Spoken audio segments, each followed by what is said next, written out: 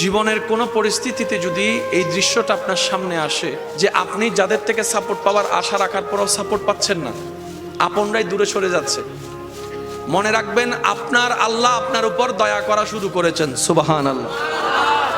ওই বিপদ থেকে আপনি যাদের সাপোর্ট নিয়ে উঠতে চাচ্ছেন, রব চাচ্ছেন আপনাকে কেউ না করুক সাপোর্ট, আপনার আল্লাহই স্বয়ং আপনাকে সাপোর্ট করতে চাচ্ছে বলেই মানুষকে দূরে সরাই দিচ্ছে। সুবহানাল্লাহ। জীবনে যদি কখনো দেখেন কাছের মানুষ দূরে সরে যাচ্ছে, বেঈমানি করছে, দুই নম্বরই করছে, চোখ উল্টাই ফেলছে, আপনি বুঝে নেবেন আল্লাহ তাআলা আপনাকে দুনিয়ার আসল চিত্র দেখাচ্ছে। আপনি যেন বুঝতে পারেন আপনার আপন বলতে আল্লাহ ছাড়া, আপনার আপন বলতে আপনার নবী ছাড়া আসলে আর কেউ নাই, আসলে কেউ নাই, আসলে কেউ নাই। আপনার ভালোবাসার অধিকার পাওয়ার একমাত্র আল্লাহর আছে, স্রষ্টা হিসেবে নবীর আছে। আপনার উম্মত হিসেবে আপনি ভালোবাসবেন আপনার নবীকে, আপনি আল্লাহকে ভালোবাসবেন, আপনার নবীকে ভালোবাসবেন। এই বুঝটা দেওয়ার জন্য আল্লাহ অনেক সময় দুনিয়ার এই বাস্তবতা আমাদের সামনে এনে দেয়।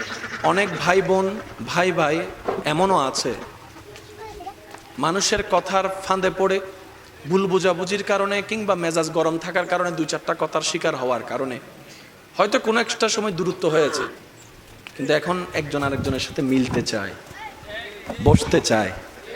ওনাদের মাথায়ও চলে আসছে বাঁচবো আর কয়দিন, বুড়া তো হয়ে গেছে, কিন্তু ভাইকে এখনো বুকে জড়াতে পারলাম না, অনেক দিন হয়ে গেল। বড় ভাইয়ের মনেও সে তৃষ্ণা থাকে, ছোট ভাইয়ের মনেও সে আকাঙ্ক্ষা থাকে, কিন্তু অনেক দিনের দূরত্বতার কারণে, লজ্জাবোধের কারণে তারা মিলতে পারে না।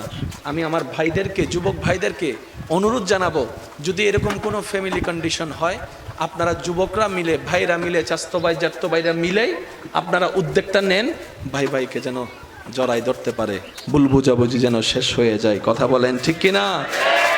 বান্দা বান্দাকে মিলানোর কাজ করবে, আল্লাহ সেটা দেখে গুনাহ মাফ করে দিবে। সুবহানাল্লাহ। আমি শুনি না, আরো জোরে বলেন।